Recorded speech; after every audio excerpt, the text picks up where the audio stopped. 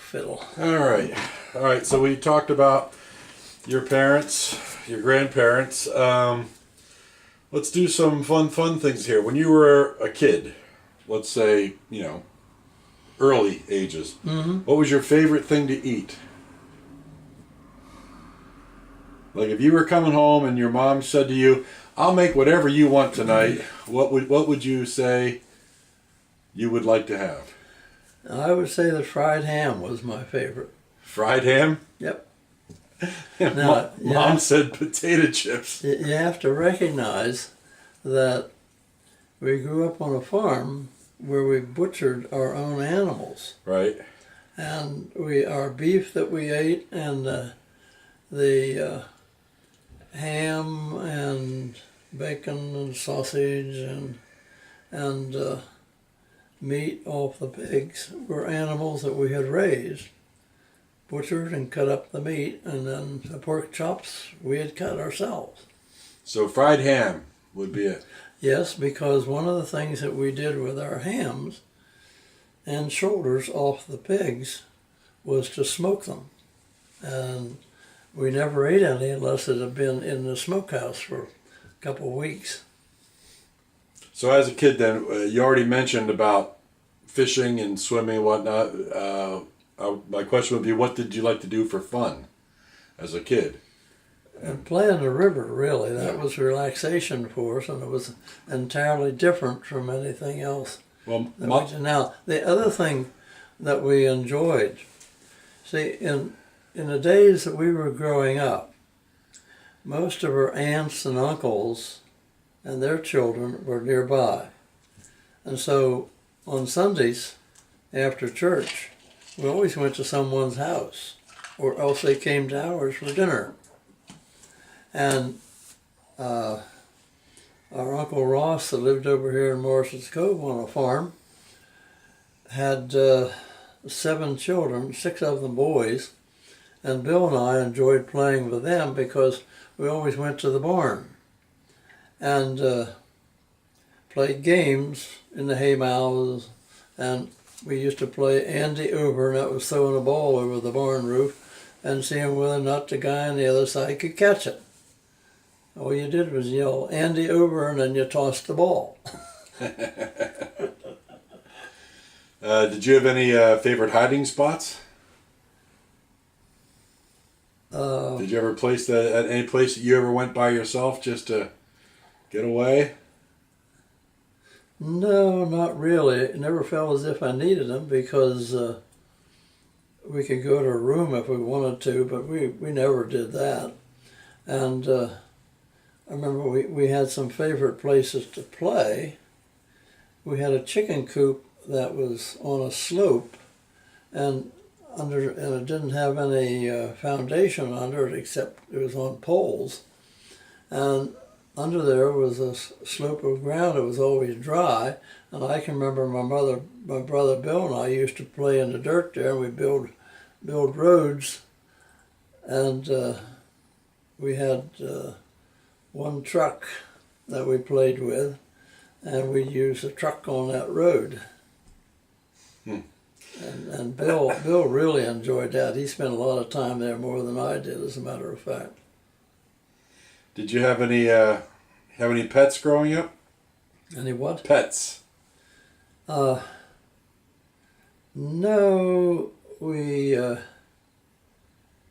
animals on the farm. No dogs? Yes, we had dogs, but the dogs would live for a certain amount of time, and then they would die.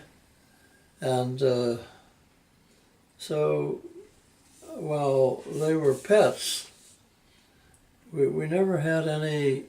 If you asked me, did I have an outstanding pet, I would have to say no. Yeah.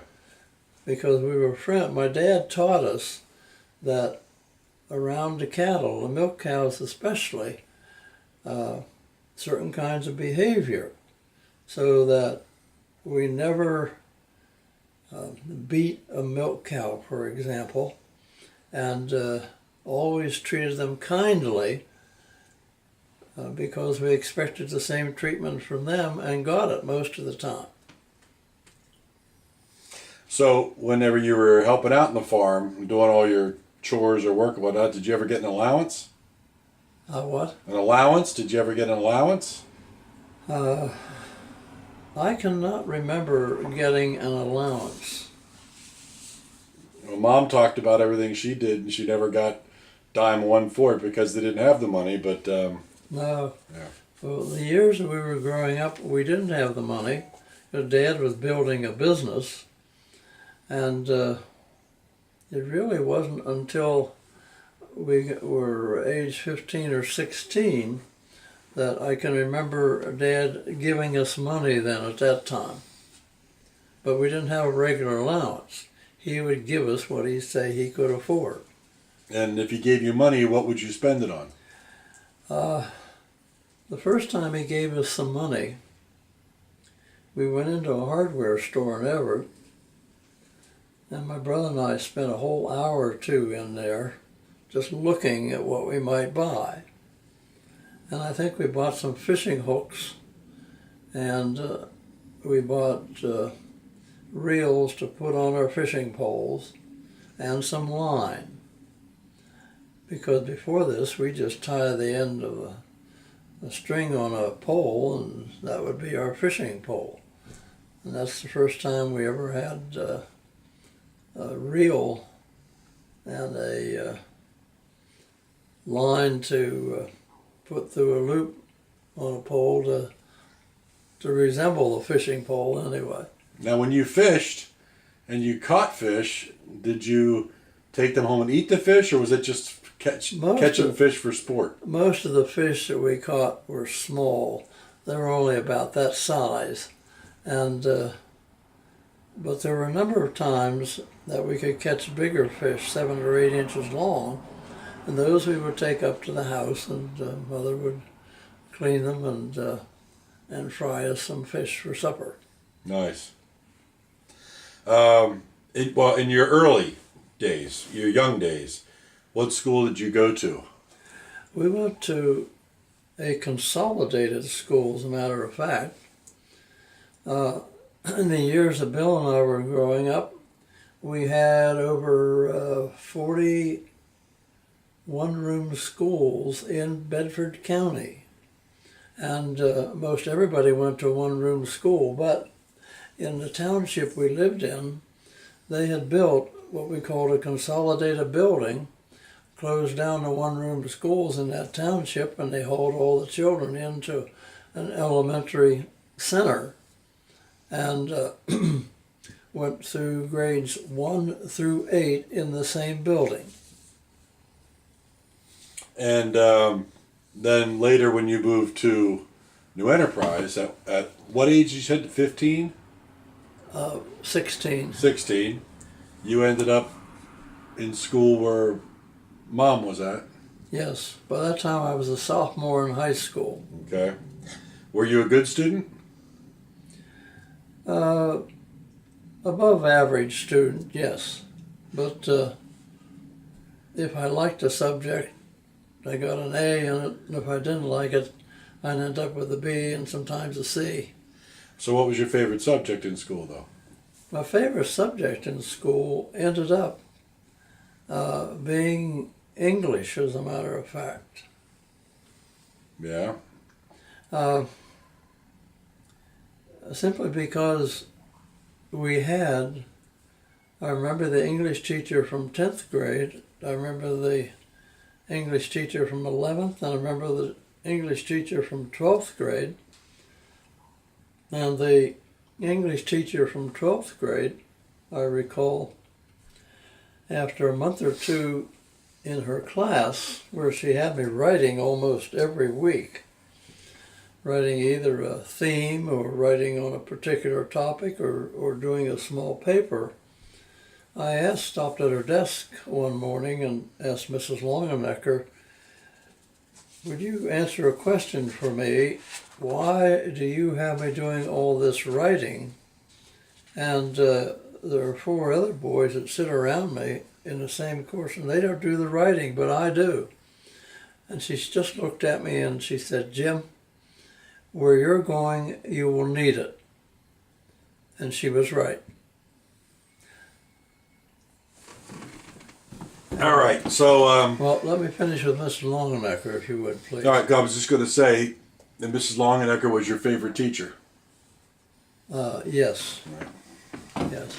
But a number of years later, when I was working on my doctoral courses at Penn State, she came up there one summer to take a refresher course, and I ran across her in the dining hall at the student center one day, and so we ate lunch together almost every day that she was there for 6 weeks. And we laughed about what she had me do as a senior in high school. She got a chuckle out of that. So then, who was your least favorite teacher Or class? We had a physics teacher and a football coach that was lousy.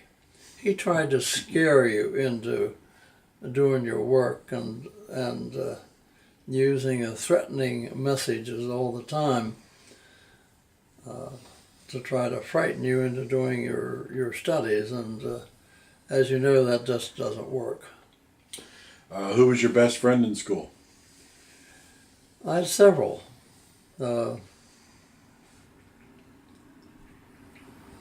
Cy Ritchie was one of them. Bernie Geyer was another one. Bernie died very young of a heart attack, and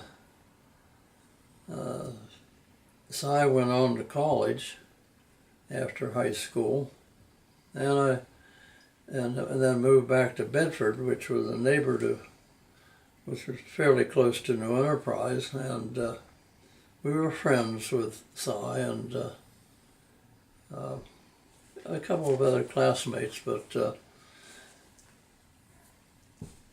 I couldn't say that I had a real close friend in high school. They were friends. Mm-hmm. Did you have any heroes or role models that you looked up to in high school? As in today, people would look up to celebrities or sports stars, or Didn't have any sports figures or anything like that. That was a role model. I had the school superintendent, Dr. Derrickson, was a role model. In fact, he became what's the word I want?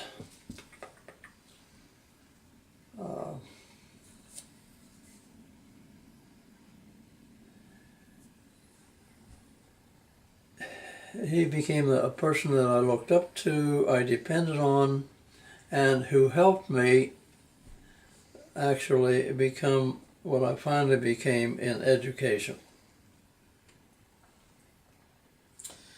Back to your family life. Mm-hmm. Did you guys ever take vacations at all?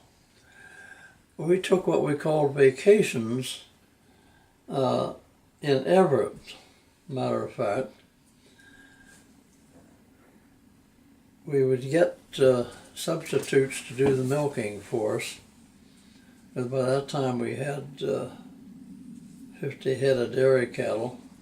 That was 1936, 37. And we would take what we call a vacation. We would go to Akron, Ohio, and visit a couple aunts and uncles that we had who lived there. And we would come home. We'd have Friday evening off because we'd drive out Friday afternoon, and Saturday off, and then come home on Sunday. And that was what we called our vacation. And that was simply because we didn't have to go to the barn to do the milking Right. for a couple of days. All right.